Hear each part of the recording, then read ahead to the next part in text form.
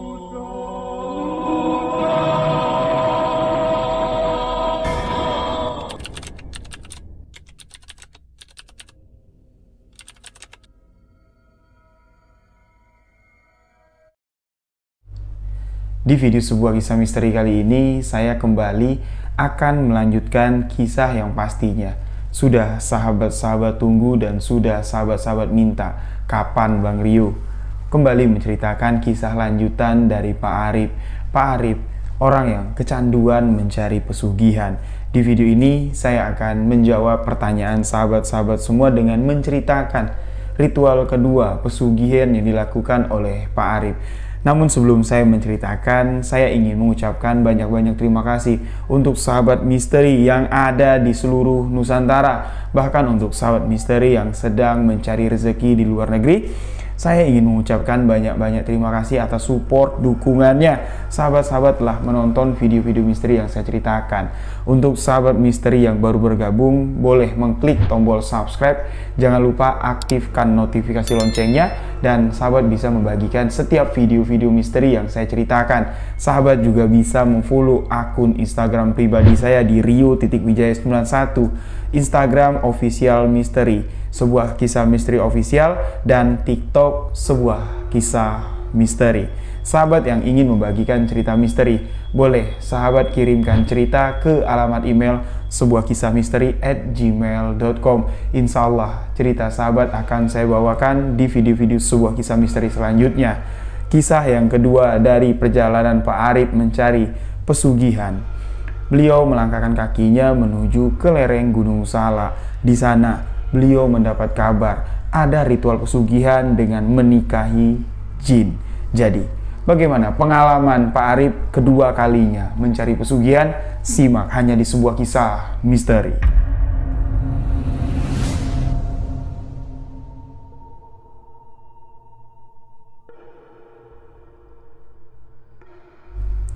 Di video sebelumnya, cerita pesugihan Gunung Kemukus itu merupakan cerita pengalaman misteri dari Pak Arif mencari jalan pesugihan, melakukan ritual-ritual pesugihan di Gunung Kemukus.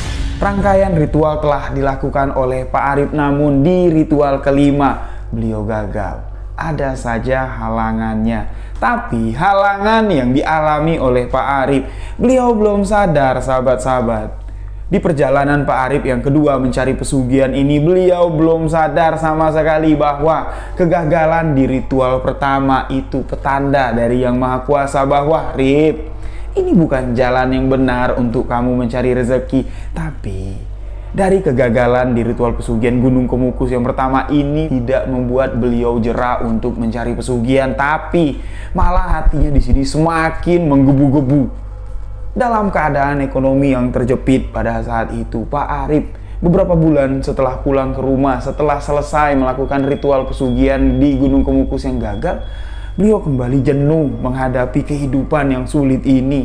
Lagi-lagi dia di sini terpikir di otak, aku mau jalan lagi nih, nyari informasi di mana kira-kiranya pesugihan yang bisa kulakukan lagi. Tapi Pak Arif tidak mau dia kembali melakukan ritual pesugihan di Gunung Kemukus, walaupun pada saat itu Pak Arif ini merasa kalau ritual pesugihan di Gunung Kemukus itu nyata, benar-benar nyata, sudah ada buktinya.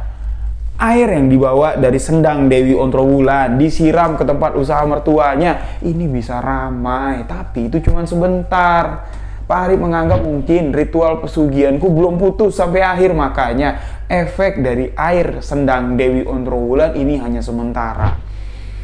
Beliau tidak mau lagi kembali melakukan ritual pesugihan di Gunung Kemukus.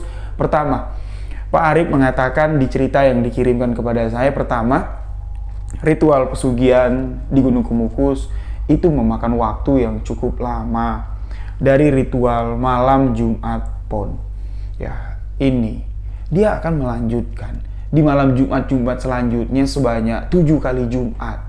Itu bukan waktu yang sebentar. Dan ritual pesugihan di Gunung Kemukus ini melibatkan orang kedua untuk melancarkan ritual pesugihan di sana. Pasangan yang akan diajak Pak Arif untuk berzina di Gunung Kemukus. Jadi Pak Arif merasa ini buang-buang waktu, dan beliau juga sudah kecewa dengan pasangannya yang dibawa ke Gunung Kemukus tempo hari.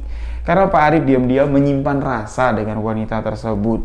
Jadi Pak Arif tidak mau ke sana lagi lah intinya. Beliau pun di sini mulailah melangkahkan kaki mendatangi kerabat-kerabat, teman-teman yang ada di sekitaran Jawa Barat. Pak Arif ini bertemulah dengan salah satu temannya yang tinggal di daerah Bogor. Tidak jauh lah dari Gunung Salak. Beliau datang ke sana langsung to the point bertanya, "Bro, kamu tahu nggak di sekitaran daerah sinilah, daerah tempat tinggal kamu atau di mana aja lah, cerita-cerita tentang orang yang sukses melakukan pesugihan, orang-orang yang tahu di mana kita bisa datang mencari jalan pesugihan, ya istilah minta berkat lah. Karena usahaku ini loh bro, kamu tahu sendirilah apa yang ku buat, gagal terus. Aku malu sudah sama mertuaku. Aku bingung sekarang, anakku sudah mulai besar. Aku butuh biaya tambahan, sedangkan aku ini nggak punya kerjaan tetap. Tolonglah, kalau ada informasi, kamu ceritain sama aku."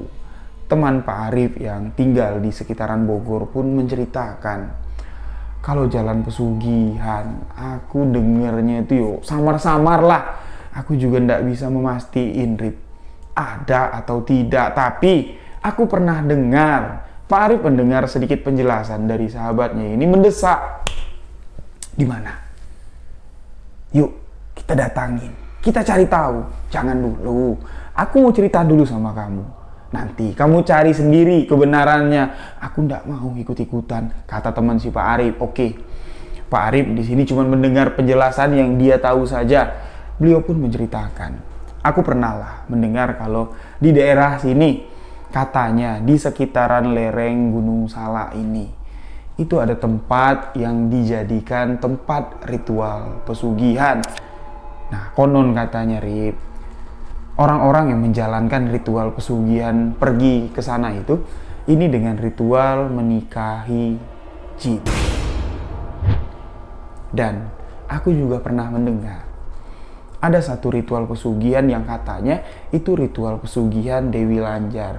Nah, ritual pesugihan Dewi Lanjar ini memang aku dengar, dan yang melakoni ritual pesugihan Dewi Lanjar ini orangnya aku kenal dan dekat sekali denganku. Dia mengakui, Rip, kalau ritual pesugihan Dewi Lanjar itu memang benar-benar ada. Dia menjalani sendiri, ritualnya itu gampang, enak lagi dia bilang. Dia cuma melayani sosok wanita yang aslinya wujudnya itu menyeramkan. Tapi bukan itu saja syaratnya. Syarat yang paling berat itu ada tumbalnya. Tapi aku nggak tahu Rip, tumbal yang dimaksud di sini apa. Nah, cuman sebatas itu penjelasan yang diberikan oleh teman Pak Arif yang ada di sekitaran daerah Bogor ini. Mendengar itu, Pak Arif langsung tertarik dengan ritual pesugihan yang pertama dikatakan oleh temannya ini, ritual pesugihan yang ada di lereng Gunung Salak. Nah, Pak Arif di sini bertanya, kamu tahu nggak? Lereng Gunung Salak ini kan luas sekali. Kamu tahu nggak alamatnya di mana, desa mana? Teman dari Pak Arif sama sekali nggak tahu. Aku nggak tahu, Rip. Kalau tahu juga, aku nggak mau nganterin kamu ke sana. Aku nggak mau keseret-seret tentang hal-hal kayak gini. Aku ini lantaran kamu aja yang nanya. Aku kasihan sama kamu. Ya mudah-mudahan kamu nggak sampai melakukan hal seperti itu. Teman Pak Arif ini nggak tahu dia. Kalau Pak Arif ini sudah setengah melangkahkan kakinya ke Gunung Kemukus, sudah melakukan ritual pesugihan di sana, tapi gagal. Jadi temannya ini pun memberikan sedikit ujangan lah. Untuk apa, Rip? Kamu sampai berpikir seperti itu? Kayak dunia ini selebar daun kelor aja, sempit. Mikirlah gimana caranya bisa kamu nyari duit. Kalau usaha yang kamu tekunin sekarang gagal, anggap aja itu bukan fashion kamu, bukan rezeki kamu. Cari usaha lain, ojek kek, apa kek. Mustahil lah kalau ngojek nggak dapat penumpang. Tapi Pak Arif di sini sama sekali tidak tertarik dengan ujangan, dengan saran lah dari temannya ini. Dia masih kekeh untuk mencari jalan rezeki yang instan, yaitu dengan melakukan ritual pesugihan. Singkat cerita di sini, di hari itu juga Pak Arif berangkat ke sekitaran lereng Gunung Salak dengan mengendarai sepeda motor. Pak Arif di sini langsung mendatangi rumah salah satu kerabatnya yang ada di sekitaran lereng Gunung Salak. Karena Pak Arif ini memang berasal asli orang Jawa Barat, beliau memiliki kerabat yang kebetulan memang ada tinggal di sekitaran lereng Gunung Salak. Sesampainya di sana, setelah basa-basi lah dengan alasan bersilaturahmi, Pak Arif ini beliau langsung sedikit-sedikit bertanya, mencari informasi. Kang, aku tadi barusan dari rumah temenku, nggak jauh lah dari sini. Kebetulan tadi kami itu ngobrol-ngobrol seputaran hal-hal yang aneh, seputar hal-hal mistis. Mistis apa? Kata kerabat dari Pak Arif ini loh, temen saya itu cerita tadi. Katanya di sekitaran lereng Gunung Salak, tapi dia ini nggak tahu Kang alamat atau lokasi tepatnya itu di mana. Katanya ada tempat yang bisa mencari rezeki instan atau melancarkan usaha lah dengan cara menikah dengan jin. Ketika kerabat dari Pak Arif ini mendengar opini obrolan dari Pak Arif ini, menggiring untuk mencari tahu di mana sebenarnya lokasi yang ingin diketahuinya ini. Si Akang kerabat dari Pak Arif ini langsung bertanya sama Pak Arif, untuk apa? Untuk apa kamu menanyakan hal itu? Saya nggak tahu. Walaupun cerita tentang hal itu memang seringlah sesekali saya dengar dari obrol-obrolan orang, banyak orang dari kota datang ke sini menanyakan tentang hal itu, tapi Akang nggak tahu tempatnya di mana. Nah, Pak Arif di sini mencoba lagi, menggiring cerita, menggiring opini, sedikit ingin masuk lebih dalam lagi, mengorek informasi lagi, karena beliau yakin kerabatnya ini, si Akang ini pasti tahu. Karena Pak Arif di sini mengenal dekat sekali karakter dari si Akang ini. Dia juga hobi dengan hal-hal mistis. Mustahil kalau dia tidak tahu. Singkat cerita, Akang sudah terpancing di dalam topik pembicaraan yang digiring oleh Pak Arif. Terbukalah ritual pesugihan itu ada di mana. Memang benar adanya. Ritual pesugihan itu memang ada, tapi Rip, kalau kamu mau datang ke sana, kamu pikir dua kali dulu. Pikir dulu dua kali. Aku aja Rip, yang tahu cerita ini dari dulu, yang keadaanku susah seperti yang kamu lihat kayak sekarang. Aku sama sekali tidak minat loh, sama sekali. Aku takut malahan.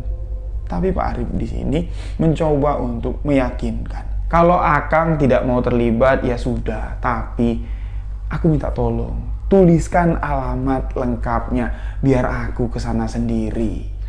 Karena Pak Arif ini memang meminta dengan sungguh-sungguh lah istilahnya, dengan cara memelas lah. Kerabatnya ini pun memberikan alamat seorang guru kunci yang memang sudah menjalankan ritual itu sudah dari turun-temurun katanya.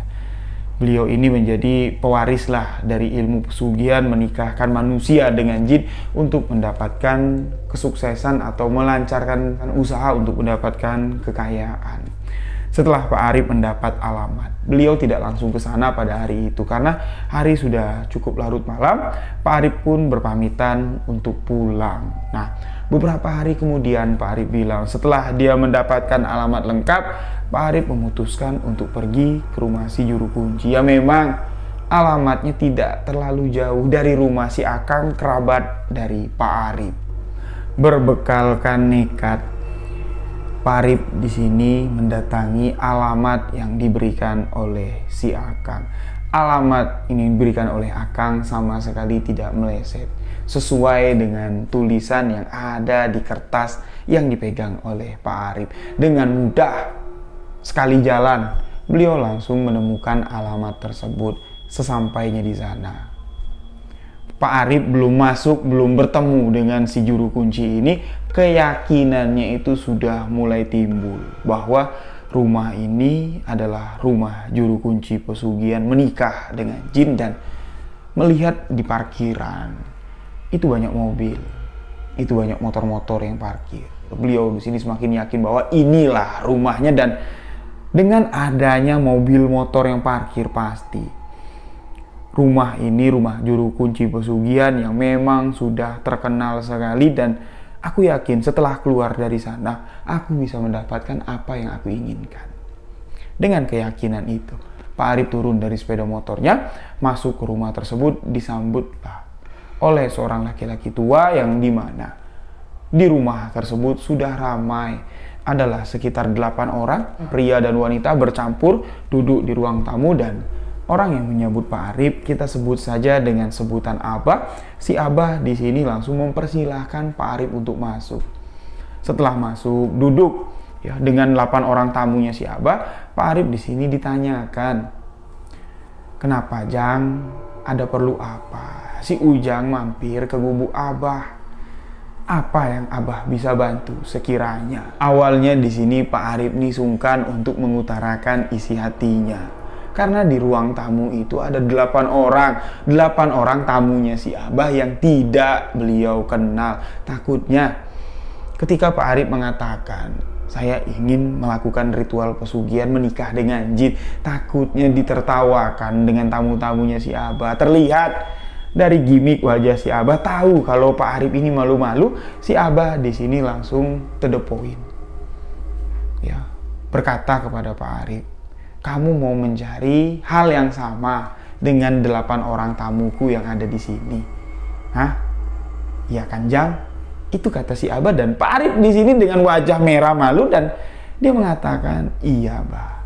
Kedatangan saya ke sini untuk mencari sesuatu." "Oh, kalau itu yang kamu mau, nanti kita selesaikan satu persatu dulu." Ternyata di ruang tamu itu, ya, orang-orang itu sedang menunggu. Nanti setelah Abah ini selesai bertemu dengan satu orang, dibawa masuk ke dalam satu ruangan, barulah orang yang lain dipanggil. Intinya gini, orang itu ngantri dan Pak Arif ini mendapat antrian yang ke-9 pada hari itu. Nah, setelah Pak Arif ini cukup lama mengantri, melihat silih berganti, ya, satu persatu orang yang ada di ruang tamu ini dibawa sama si Abah masuk ke dalam. Akhirnya tibalah giliran si Pak Arif. "Jang, sok atuh masuk sama Abah ke dalam." Masuklah Pak Arif ini ke sebuah ruangan, dan di dalam ruangan yang seperti ruangan perdukunan lah kita katakan di sini.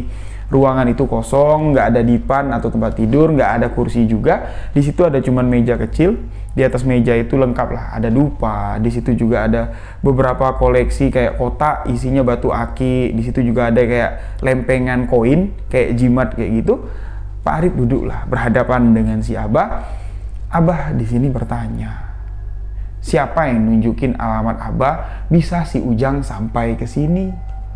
Pak Arif berkata jujur dan mengatakan, "Kerabat saya, Bah, yang kebetulan tinggal nggak jauh dari tempat tinggal Abah ini." Saya bertanya sama beliau dan beliau mengasihkan alamat Abah, sampailah saya ke sini. Nah, si Abah langsung menanyakan, "Kenapa kamu datang ke sini? Memang kamu sudah yakin datang ke sini dengan yakin, dengan keputusan yang sudah bulat?" Si Pak Arif langsung mengangguk dan menceritakanlah apa yang sudah terjadi di kehidupannya, termasuk perjalanan Pak Arif ke Gunung Kemukus untuk menjalankan ritual pesugihan yang ada di sana. Si Abah sama sekali tidak merespon cerita Pak Arif yang hampir sukses di Gunung Kemukus. Dan setelah Pak Arif membeberkan semua kenapa alasannya dia mau mencari ritual pesugihan menikah dengan jin, si Abah mulai menjelaskan apa itu menikah dengan jin. Ketika Si Abah menjelaskan, bulu roma Pak Arif ini berdiri seakan-akan ruangan kosong itu dipenuhi dengan sosok-sosok makhluk gaib. Kayak suara Abah itu menggema di telinga Pak Arif dan kalimat-kalimat yang keluar, yang terucap dari mulutnya si Abah seolah-olah ini memancing makhluk-makhluk astral, makhluk gaib untuk datang memenuhi ruangan tersebut. Si Abah di sini mengatakan, "Jang, yakin, sudah seyakin-yakinnya kamu datang ke sini untuk melakukan ritual nikah dengan jin. Kamu sudah menikah belum? Sudah punya anak belum? Kalau kamu sudah menikah, kalau kamu sudah punya anak, bukan masalah. Abah cuma bertanya, sudah, Bah, saya sudah menikah, saya memiliki 1 orang istri. Oh, istri kamu tahu kamu pergi ke sini? Tidak, Bah. Oh, si Abah kembali melanjutkan. Menikah dengan jin ini merupakan satu prosesi pernikahan yang layaknya seperti pernikahan manusia pada umumnya, tapi ada syarat-syarat tertentu yang harus kamu penuhi. Syarat pertama, kedatangan kamu ke sini, prosesi pernikahan kamu itu tidak boleh diketahui 1 orang pun pihak keluarga kamu.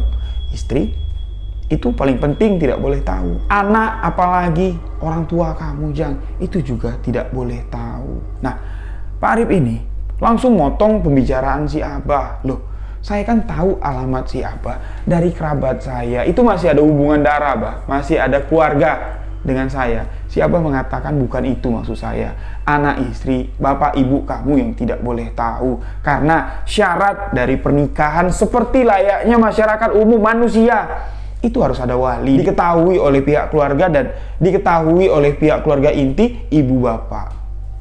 Itu yang tidak boleh diberitahu. Dan syarat yang kedua, kamu harus membawa uang mahar, Jang. Bukan uang mahar untuk melakukan ritual prosesi pernikahan ini, bukan, tapi uang mahar untuk menikahi.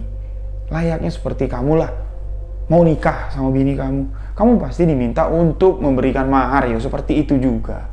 Ketika kamu melakukan prosesi pernikahan jin, kamu harus memberikan mahar, terserah berapa uang yang ingin kamu berikan mahar. Itulah sebagai mas kawin kamu nanti. Tapi uang itu tidak boleh uang yang berbentuk kertas. Kamu bawa uang koin, terserah. Mau 100 perak, 500 perak, 500 ribu. Asalkan itu uang koin. Tidak boleh uang kertas. Itu menjadi syarat yang kedua. Dan syarat yang ketiga, kamu harus tahu dulu, pernikahan kamu ini akan menikah dengan sosok jin wanita. Sosok jin wanita yang akan menikah dengan kamu ini tidak akan dapat kamu lihat, Jang. Sebelum kamu menikah, kamu tidak dapat menentukan sosok yang mana nih yang bakal menikah sama aku, wujudnya kira-kira gimana. Itu tidak akan dapat kamu lihat dan kamu tidak bakal tahu. Karena setelah prosesi ijab kabul nantilah sosok itu baru dapat terlihat dengan kamu. Dan si Abah kembali bertanya sama Pak Arif, yakin nggak kamu, Jang, untuk melakukan ritual pernikahan ini? Yakin nggak? Kalau kamu nggak yakin, kamu nggak usah, Jang. Karena ini berat, terdengarnya aja yang ringan. Karena kamu nggak tahu sebenarnya sosok yang akan berhadapan dengan kamu, yang akan menjadi istri kamu nggak tahu itu sosok apa.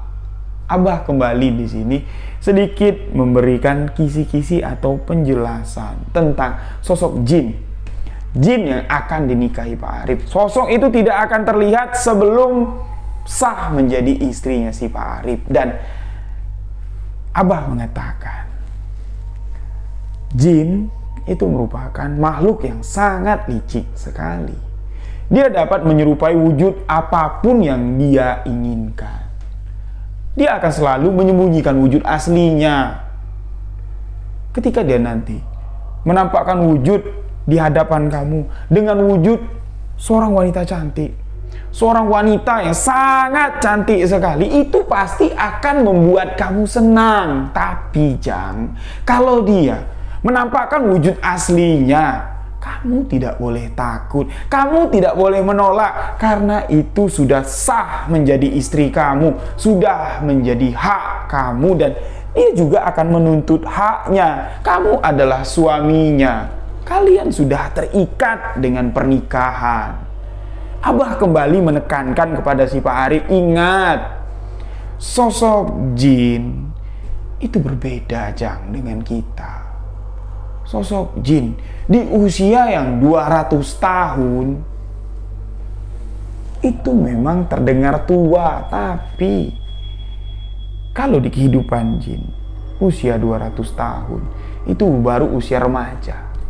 Tapi ketika dia muncul mewujudkan diri ke dunia manusia, kamu bisa membayangkan sosok yang sudah berumur 200 tahun.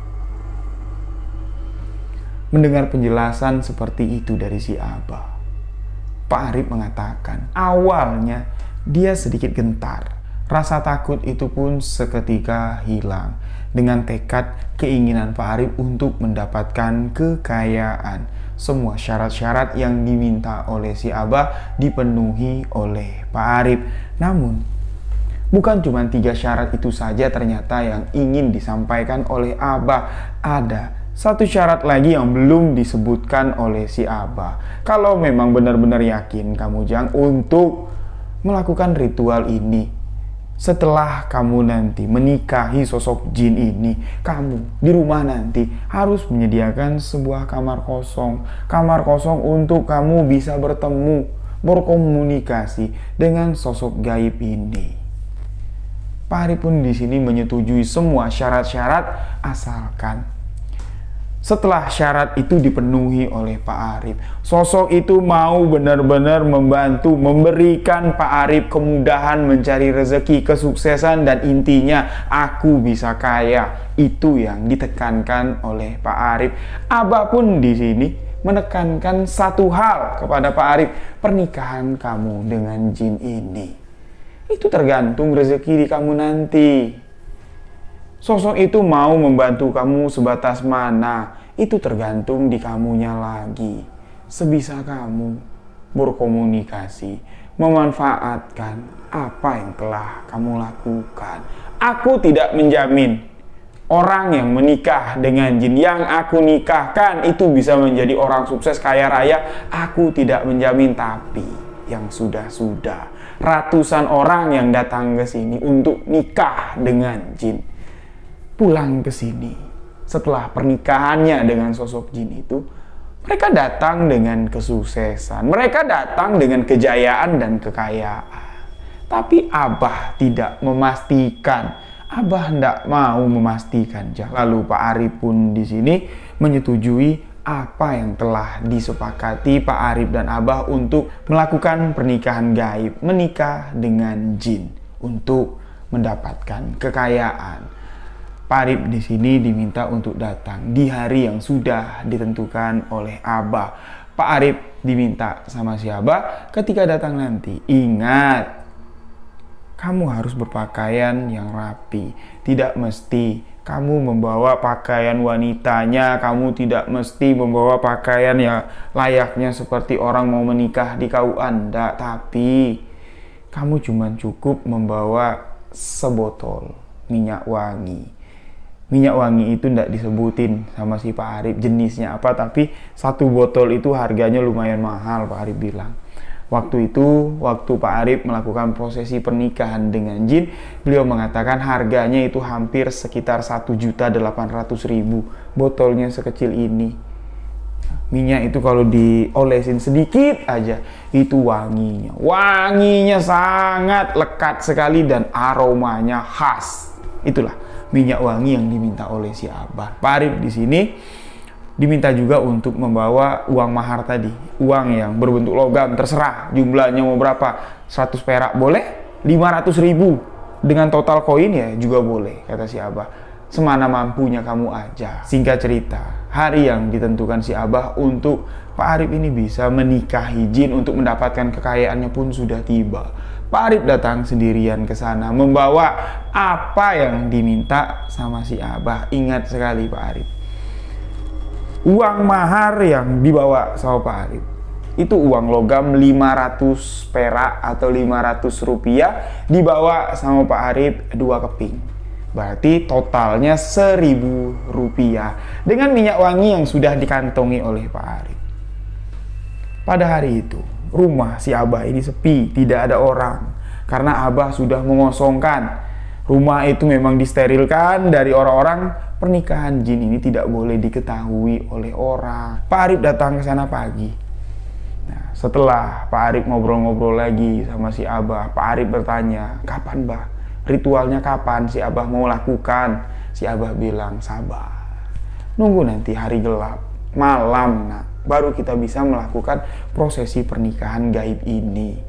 Pak Arif datang ke pagian, mereka ngobrol-ngobrol sampai Pak Arif sempat tidur siang di sana. Setelah malam tiba, prosesi pernikahan Pak Arif dengan sosok jin wanita pun dilaksanakan. Sebelum Pak Arif ini menikah dengan jin, Pak Arif ini dimandikan dulu dengan si Abah.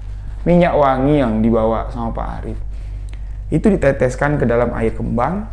Air itu diaduk-aduk, dimandikan sama Pak Arif. Setelah beliau mandi, kembali mengenakan pakaian, masuk lagi ke ruangannya si Abah. Ternyata di ruangannya si Abah ini sudah berubah bentuknya. Yang tadinya kosong, plek, nggak ada apa-apa, cuman ada meja. Itu sekarang sudah terbentang sebuah kelambu. Sahabat-sahabat tahu ndak kelambu? Itu yang biasa di kamar. Kalau orang zaman dulu itu ditaruh di atas tempat tidur, digantungin di dinding, itu kayak jaring biar nyamuk tidak bisa masuk. Itu sudah dibentang di kamar tersebut. Pak Arif bingung melihat itu tapi tidak berani bertanya. Nah, si Abah menyuruh Pak Arif ini duduk pas di samping kelambu. Si Abah duduk berhadapan dengan si Pak Arif.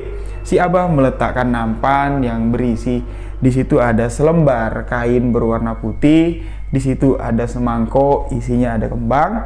Pak Arif di sini diminta sama si Abah, keluarkan uang yang kamu siapkan untuk mahar atau mas kawin. 2 keping uang logam 500 rupiah itu dikeluarkan sama si Pak Arif. Si Abah menerimanya, dibaca-baca sama si Abah, ndak tahu apa yang dibaca sama si Abah. Setelah dijampe-jampe, uang itu ditaruh di atas kain putih. Nah, diolesin minyak yang dibawa sama Pak Arif, dan minyak itu ditaruh juga di atas kain putih. Mulailah si Abah ini tadi membaca beberapa mantra di dalam hati. Terlihat mulutnya komat kamit. Pak Arif cuma dapat memperhatikan sesekali beliau ini melihat ke arah dalam kelambu. Kelambu yang pas ada di samping Pak Arif. Pak Arif mengatakan prosesi ritual menikah dengan jin ini ya layaknya seperti pernikahan biasalah, karena Pak Arif kan sudah pernah menikah juga.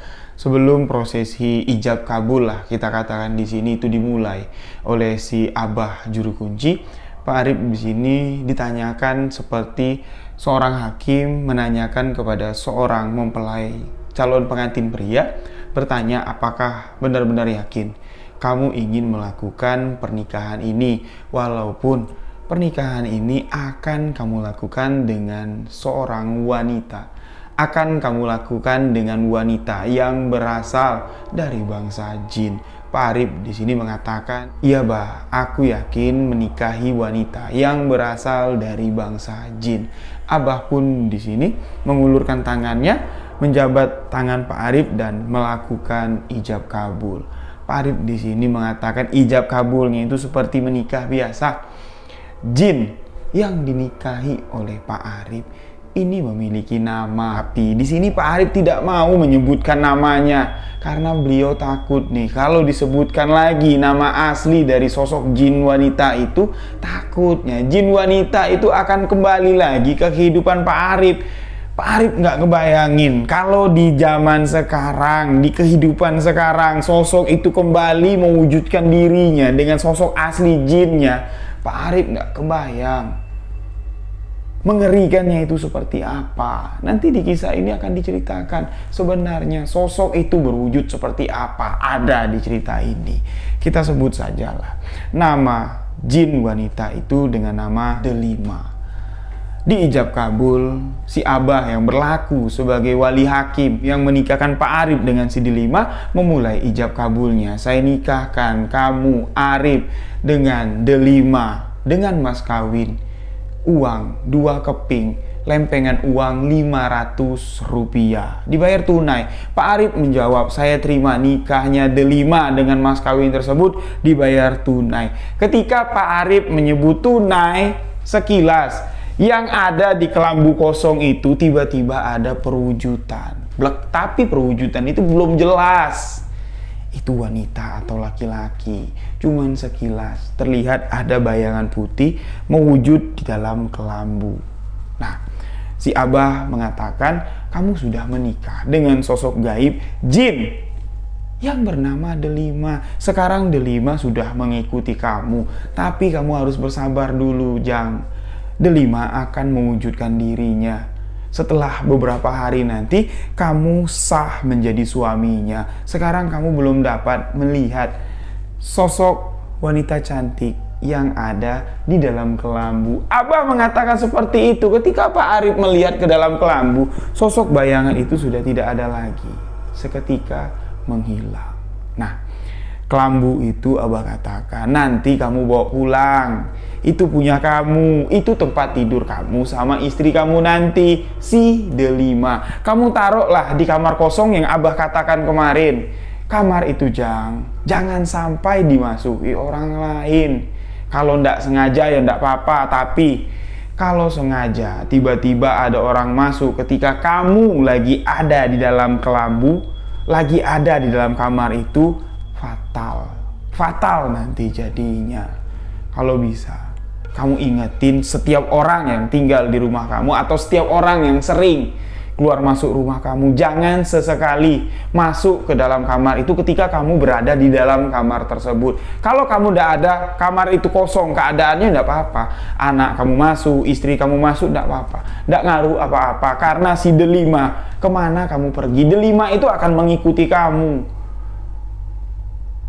Kalau kamu pergi keluar, Delima akan mengikuti kamu. Masuklah orang ke kamar itu tidak masalah. Itu yang dipesan sama si Abah. Dan si Abah kembali berpesan, pesan yang juga sangat penting sekali kepada Pak Arif, yaitu minyak yang dibawa oleh Pak Arif yang harganya 1 juta lebih itu, yang tadi setengah sudah digunakan untuk ritual prosesi pernikahan gaib ini, itu selalu harus disimpan, dijaga, itu ada gunanya.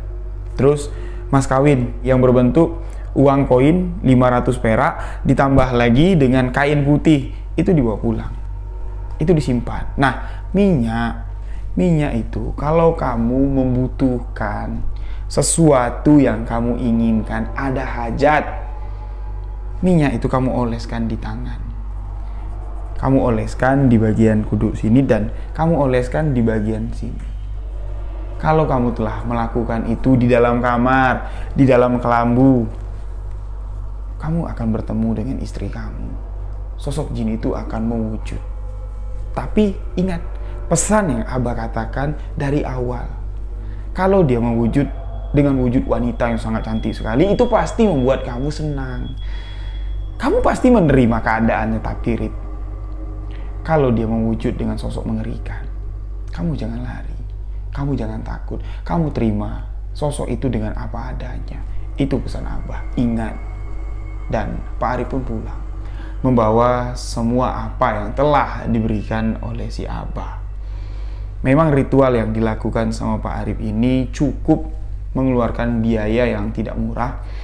Namun biaya yang dikeluarkan Pak Arif untuk prosesi pernikahan dengan jin ini bisa kembali dalam waktu yang singkat sekali. Ritual pesugihan itu berhasil menghasilkan uang bagi Pak Arif. Apa yang dicita-citakannya selama ini didapat oleh Pak Arif. Pertemuan pertama Pak Arif dengan sosok jin yang dinikahinya, ini cukup lama Pak Arif bilang, cukup lama Pak Arif menunggu. Dan Pak Arif di sini sempat deg-degan juga menunggu pertemuan pertamanya dengan istri gaib atau istri jin dari Pak Arif. Karena kan ada 2 pilihan nih, ada 2 gambaran. Ini ngewujud jadi wanita cantik atau mewujud wanita yang mengerikan. itu selalu diingat, selalu terbayang sepanjang hari lah sebelum pertemuan itu terjadi. Dan singkat cerita, pertemuan itu terjadi di hari ke-11 setelah Pak Arif menikah dengan jin tersebut. Pak Arif yang memang setiap hari harus ada di kamar itu paling tidak 1 jam lah. Setiap hari sebelum dapat bertemu dengan sosok itu harus duduk di dalam kelambu seakan-akan menunggu istri yang akan datang ke kamar untuk melayani Pak Arif. Di hari ke-11, Pak Arif ini menunggu istri gaibnya itu di dalam kelambu sambil mengoleskan sedikit minyak itu ke tangan, dioleskan ke sini dan sedikit diteteskan ke jari, dioleskan ke sini. Nggak sampai kurang lebih 1 jam lah. Di hari ke-11 itu Pak Arif di sini terkejut mendengar suara yang ada di sampingnya. Pak Arif menoleh ke samping dan di samping Pak Arif sedang terbaring seorang wanita yang sangat cantik sekali. Sangat luar biasa cantik. Aroma tubuhnya itu loh, wangi sewangi-wanginya. Lebih wangi dari minyak yang dioleskan Pak Arif ke tangannya tadi, yang dibelinya dengan harga yang cukup mahal. Terlihat dari ujung rambut sampai ujung kaki, wanita itu sangat terawat sekali. Tubuh putih, ya. Pak Arif di sini mengatakan di dalam tulisannya, sesuailah dengan harapan Pak Arif. Barang siapa yang melihat istri gaib dari Pak Arif, itu pasti akan timbul syahwat, akan bernafsu. Saking kan cantiknya wanita itu. Pak Arif di sini ngelamun, bengong dia antara percaya dengan enggak apa yang dilihat itu nyata. Wanita itu mulai berinteraksi dengan Pak Arif dengan memegang tangannya, mengelus-ngelus tangan Pak Arif seperti ini dan mengatakan, kamu nggak usah bingung, nggak usah khawatir. Ini aku Delima, istri yang telah kamu nikahi. Aku datang. Nah, di sini Pak Arif tidak menjelaskan ya apa yang akan mereka lakukan. Sepasang suami istri kalau bertemu ya, apalagi di atas tempat tidur. Itulah yang dilakukan oleh Pak Arif. Karena melihat wanita itu sangat cantik sekali, aroma tubuhnya sangat wangi, hasrat atau nafsu laki-laki Pak Arif ini pun naik dan terjadilah sebuah pertempuran hati. Jadi nggak usah dijelasin lagi apa yang terjadi. Singkat cerita di sini, setiap hari Pak Arif ini selalu masuk ke kamarnya 1 jam. Wanita itu selalu datang dengan wujud yang sangat cantik sekali. Namun ketika Pak Arif keluar dari kamar, Pak Arif melakukan aktivitas sehari-hari, Pak Arif di sini selalu mencium aroma tubuh dari si Delima, istrinya. Benar apa yang dikatakan si Abah Juru Kunci. Delima akan selalu mengikuti Pak Arif kemanapun beliau pergi. Dari aroma tubuhnya tercium, itu sudah dapat dipastikan dia selalu mengikuti Pak Arif kemanapun beliau pergi. Setelah Pak Arif ini melakukan pertempuran hati ya, dengan istri gaibnya si Delima ini, Pak Arif menceritakan rezeki itu seolah-olah datang mengejar Pak Arif. Pak Arif yang dulu pernah membuka warung makan di kios yang ada di pasar, kepunyaan dari bapak mertuanya. Di sini tiba-tiba mendapatkan kembali ide untuk berjualan sembako, jual jajanan lah istilahnya. Tapi Pak Arif tidak ada modal, cuman ada toko kelontongan kecil yang bisa diisi kapan saja karena toko itu milik pribadi dari bapak mertuanya. Pak Arif dengan modal istilah kata itu cuman sekaleng permen, sekotak jajanan dengan sebungkus rokok. Itu yang dijual pertama. Dagangannya itu diserbu oleh orang. Percaya ndak percaya, inilah yang terjadi. Pak Arif bilang di toko Pak Arif itu cuma dipajang setoples permen, sekotak jajanan dengan sebungkus rokok yang ditaruh di atas etalase. Di tengah-tengah pasar yang ramai, banyak warung-warung yang menyediakan jajanan, menyediakan jajanan, penjual rokok, penjual permen lengkap, mau permen apa aja ada. Tapi orang-orang lebih memilih mampir cuman sekedar untuk membeli permen ke tokonya Pak Arif. Dalam 1 hari permen itu habis, rokok itu habis, jajanan itu habis, dan uang yang diterima Pak Arif ini lebih dari untung yang diperkirakan oleh Pak Arif. Pak Arif mengatakan, ini duit datang dari mana? Kok bisa orang-orang itu datang ke sini cuma sekedar untuk membeli permen? Itulah efek atau khasiatnya sudah berjalan. Ritual yang dilakukan oleh Pak Arif sudah terlihat hasilnya. Dengan apa yang terjadi pada hari itu, semangat Pak Arif sudah mulai semakin menggebu-gebu, semakin yakin dengan apa yang dilakukannya ini bakal bikin dia kaya. Toko itu mulai diisi.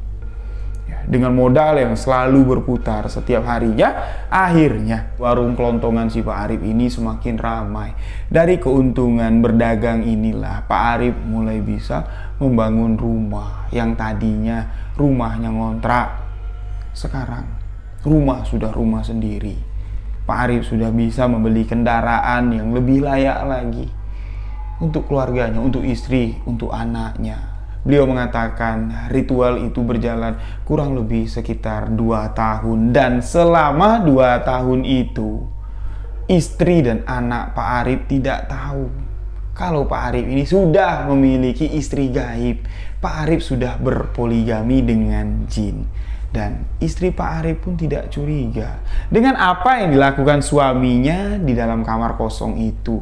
Dan istri Pak Arif sama sekali tidak curiga. Di dalam kamar kosong itu terbentang kelambu dan wangi sekali. Pak Arif mengatakan, aku di dalam menunaikan ibadah, aku sholat sunnah di sana karena di sana sepi, anak tidak bisa ganggu, aku jauh lebih tenang. Itu alasan Pak Arif. Makanya ketika Pak Arif masuk ke dalam kamar itu dikunci, istrinya tidak berani ketok-ketok. Anaknya juga dilarang sama istri Pak Arif, jangan ke sana, bapak lagi sholat. Itu yang dikatakan istrinya karena yakin kalau Pak Arif ini nggak bakal niku-niku. Pak Arif ini nggak kelihatan, gelagatnya itu punya pesugihan tuh nggak kelihatan. Karena di dalam kamar itu nggak ada dupa, nggak ada sesajen-sesajen, cuman terbentang kelambu aja. Nggak ada apa-apa. Istrinya pun tidak curiga. Dalam jangka waktu 2 tahun, rumah yang cukup besar pun sudah berdiri. Namun, dengan berdirinya rumah Pak Arif, dengan hasil dagang kelontongan yang dibantu oleh sosok gaib delima, jin, istri gaib dari Pak Arif, tapi kejadian-kejadian aneh mulai terjadi ketika beliau menempati rumah hasil pesugihan itu. Anak Pak Arif yang sekarang sudah berusia hampir menginjak usia 5 tahun, sudah mengerti apa yang dinamakan takut, sudah tahu, oh ini salah, oh ini tidak boleh, sudah paham lah intinya. Anak Pak Arif seminggu baru pindah ke rumah tersebut. Tiap malam anaknya ini tidak pernah tidur, nangis sejadi-jadinya seperti orang ketakutan. Tapi anaknya tidak ngomong apa-apa, nangis saja. Ditanya geleng-geleng kepala, hingga pada satu ketika di satu malam anaknya terjaga dari tidur, menangis sejadi-jadinya. Dan Pak Arif memeriksa suhu tubuhnya, ternyata anak Pak Arif ini demam. Langsunglah anaknya dilarikan ke rumah sakit. Ada satu kejadian yang aneh di rumah. Pak Arif memeriksa suhu tubuh anaknya panas sekali. Tapi sesampainya di rumah sakit, suhu tubuh anak Pak Arif normal. Dokter bingung, loh apa Pak? Apa yang mesti kami obatin? Anak Bapak nggak demam kok, sudah kami periksa. Suhu tubuhnya sama sekali tidak panas. Ini normal Pak. Kami tidak berani ngasih obat aneh-aneh, ngasih obat yang macam-macam lah sama anak yang baru berusia segini. Pak Arif dan istrinya bingung. Loh, kok bisa sembuh? Padahal di rumah tadi panas. Sekarang dibawa ke dokter malah nggak demam. Mereka pun membawa anaknya kembali pulang ke rumah. Sesampainya di rumah, anak Pak Arif ini masih nangis-nangis. Dicek suhu tubuhnya naik lagi di malam itu.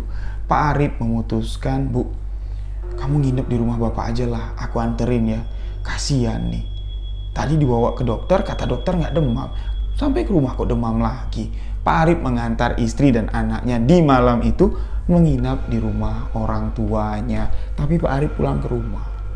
Nah, jadi keesokan paginya, sebelum membuka toko, Pak Arif menyempatkan diri ke rumah orang tuanya, tempat anak dan istrinya menginap. Bertanyalah Pak Arif sama istrinya, gimana Bu anak kita?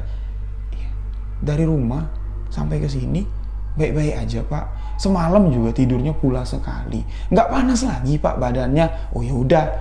Berarti nanti setelah aku tutup toko, aku jemput kalian, kita pulang ke rumah. Ya udah Bapak jualan duluan lah, kata istri Pak Arif. Kami nunggu di sini. Pak Arif pergilah ke pasar, buka toko hari itu seperti biasa. Pak Arif bilang, tokonya ramai. Pak Arif menutup toko dengan keuntungan yang cukup besar. Pergilah dia jemput istri dan anaknya, dibawa pulang ke rumah. Istirahatlah mereka. Di tengah malam, lagi-lagi di sini, anak Pak Arif terbangun di tengah malam, menjerit ketakutan. Ditanya, ada apa nak? Anaknya cuma geleng-geleng sambil memejamkan mata. Kebingungan pun di sini mulai muncul. Pak Arif dan istri bertanya-tanya, ada apa nih? Pasti ada yang nggak beres. Mereka di sini terfikir kalau rumah yang mereka tempati ini rumah baru. Yang mana kalau rumah baru itu kata orang, ya, si pemilik rumah atau orang yang akan menempati rumah itu alangkah baiknya sebelum rumah itu ditempati dibacakan Yasin dulu lah. Ya, jadi biar menetralisir energi-energi negatif yang ada di rumah itu. Kebetulan Pak Arif dan istri memang tidak menyelenggarakan acara yasinan selamatan rumah itu tidak ada karena Pak Arif tidak mau. Itu apa Bu? Sama aja lah. Kita di rumah kontrakan dulu pindah-pindah lagi. Nggak pernah selamatan baik-baik aja. Itu kan cuman kata orang Bu. Aku nggak maulah ada acara-acara yasinan kayak gitu. Acara yasinan pun tidak dilakukan di rumah Pak Arif yang baru. Istri Pak Arif di sini mulai berpikir ini mungkin gangguan makhluk gaib. Istri Pak Arif pun di sini berpikir kalau anaknya ini keteguran atau diganggu oleh makhluk gaib penghuni rumah barunya. Beliau pun mengajak Pak Arif, suaminya, pergi ke orang pintar untuk bertanya, ya, kira-kira bener ndak kalau anaknya ini diganggu sama makhluk gaib. Singkat cerita, Pak Arif dan istri pergilah ke rumah salah satu ustadz atau salah satu orang yang memiliki ilmu kebatinan lah di dalam media pengobatan gaib atau non medis. Datang ke sana. Pak Ustadz ini atau orang pintar lah kita katakan di sini ya, mengatakan, iya, anak kalian ini keteguran. Wajarlah anak segini di tempat baru itu penyesuaian. Yo insya Allah nanti setelah sama-sama kita doakan, nanti saya buatkan air buat diuras kalau dia lagi nangis, terus sisanya itu diminumkan. Yo insya Allah tidak diganggu lagi, dia tidak dapat melihat lagi makhluk gaib yang mengganggunya setiap malam. Cuman itu yang dikatakan si orang pintar ini. Nah, Pak Arif pun di sini diberikan sebotol air, diberikan, nih bawa pulang. Sampai di rumah nanti dibagi dua. Kalau di tengah malam nanti anakmu nangis terjerit-jerit, uraskan air sebagian lagi diminumkan. Setelah mendapatkan air itu, Pak Arif dan istri berpamitan pulanglah dengan si orang pintar ini. Tapi sebelum Pak Arif meninggalkan rumah si orang pintar, Pak Arif dipanggil tanpa sepengetahuan istrinya. Jang, kadi lah, ayah naon, kamu antar dulu istri anak kamu pulang ke rumah. Nanti setelah mereka sampai, kamu balik lagi ke sini. Ada yang Bapak ingin bicarakan sama kamu. Ada apa Pak? Tanya si Pak Arif. Nantilah kita obrolin empat mata berdua saja. Ya udah. Pak Arif di sini menganggap itu sangat penting sekali. Setelah sampai mengantar anak istrinya, Pak Arif kembali lagi ke rumah si orang pintar. Sesampainya di rumah si orang pintar itu, Pak Arif di sini bertanya, ayah naon Pak, kenapa Bapak memanggil saya datang ke sini lagi? Bapak mau bertanya sama kamu Jang, apa yang kamu bawa ke rumah Bapak? Apa yang sebenarnya kamu pakai? Pak Arif pun di sini bingung. Maksud pertanyaan dari si orang pintar ini. Nggak ada apa-apa, Pak. Nggak ada yang saya bawa, nggak ada yang saya pakai. Jujur, Jang. Kamu datang ke sini bertanya sama Bapak. Kenapa anak kamu nangis malam-malam? Dibawa ke dokter, tiba-tiba panasnya turun. Di rumah anak kamu demam. Kamu sama istri kan khawatir. Minta sama Bapak biar anak kamu bisa kembali normal. Iya kan? Iya Pak. Nah sekarang aku mau nanya sama kamu. Kamu juga harus jujur. Apa yang kamu pakai, apa yang kamu bawa, apa yang selalu mengikuti kamu. Barulah di sini Pak Arif ini sadar. Oh, delima. Tapi Pak Arif di sini mencoba untuk menutup-nutupi sosok delima tadi. Karena orang tidak boleh banyak tahu tentang kehadiran si delima, tentang keberadaan si delima. Tapi orang yang berhadapan dengan Pak Arif ini adalah orang yang mengerti tentang hal gaib. Dia dapat melihat makhluk gaib, dia dapat melihat delima. Pak Arif aja, suami dari delima, ketika di luar kamar tidak dapat melihat delima, tapi si orang pintar ini tahu. Dia dapat melihat si delima. Itu tuh wanita yang menunggu kamu di luar rumahku, di luar pagar rumahku. Wanita yang selalu menakut-nakuti anak kamu. Kamu mau tahu penyebab anak kamu seperti itu?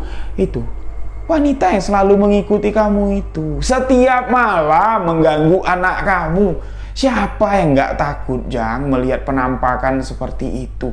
Apalagi anakmu masih kecil. Mendengar penjelasan dari si orang pintar, Pak Arif ini sempat menggidik ketakutan. Ya karena penjelasannya mengerikan, sampai anak Pak Arif aja menangis dengan ekspresi kayak sangat kasihan sekali, kejer ketakutan.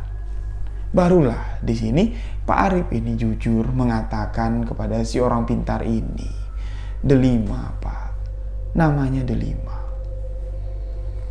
Itu sosok gaib yang selalu mengikutiku. Itu adalah istri gaibku.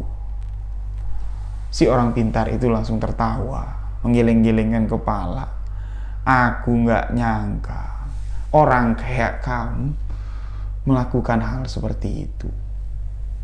Untuk apa, Jang? Untuk apa? Kamu masih muda, masih banyak kesempatan. Untuk apa ngingon kayak gitu?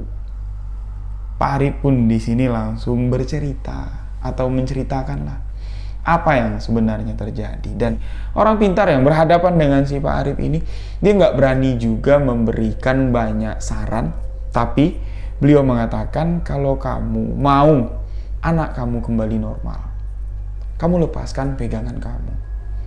Kalau masih pegangan itu mengikuti kamu, Bapak yakin sosok itu akan selalu datang di kehidupan anak kamu. Di setiap malam anak kamu akan diganggu oleh sosok itu. Air yang aku berikan itu cuma penangkal, ada batasnya, tidak bisa membuat sosok itu jauh dari anak kamu muda. Yang bisa menjauhkan sosok itu dari anak kamu ya cuma diri kamu sendiri. Untung aja sekarang sosok itu tidak dapat masuk ke ruangan ini, tidak dapat masuk ke rumah ini. Bapak tidak berani juga untuk ikut campur lebih dalam lagi dengan hubungan kamu dengan sosok itu. Tidak berani karena Bapak sadar itu bukan tandinganku. Sosok itu sangat kuat sekali. Bapak cuma pesan sama kamu, hati-hati. Cuman itu yang dikatakan oleh si orang pintar. Pak Arif pun pulang dengan rasa yang penuh penyesalan, dengan penuh tanda tanya. Apa yang harus aku lakukan selanjutnya? Setelah Pak Arif ini pulang dari rumah si orang pintar, dia melihat keadaan anaknya. Anak Pak Arif sedang tertidur lelap. Namun, di tengah malam, lagi-lagi anak Pak Arif ini terbangun, menangis. Anak Pak Arif ini tidak berani membuka mata. Giliran ditanya, ada apa dek? Apa yang kamu lihat? Anak Pak Arif cuma menggeleng-gelengkan kepala. Nah, diambillah air yang diberikan oleh si orang pintar. Diusap ke bagian kepalanya, diberikan anak Pak Arif ini minum sedikit. Anak Pak Arif pun tenang, tapi tenangnya itu cuma sebentar. Dalam hitungan jam sebelum azan subuh berkumandang, anak Pak Arif ini tidak akan henti-hentinya menangis. Melihat keadaan yang sudah semakin tidak karuan, Pak Arif meminta istrinya untuk tidur di rumah orang tuanya. Diantar lagi istrinya ke rumah orang tuanya bersama anaknya menginap di sana. Kalau nginap di rumah orang tuanya Pak Arif, sosok ini tidak akan mengikuti. Sosok itu tidak akan mengganggu anaknya Pak Arif, asalkan Pak Arif tidak menginap di sana. Sosok itu akan tetap di rumah, akan tetap mengikuti di mana Pak Arif berada. Tapi nggak mungkin Pak Arif ini akan membiarkan anaknya tinggal lama-lama di rumah mertuanya. Nggak mungkin sanggup Pak Arif ini berpisah lama dengan anaknya.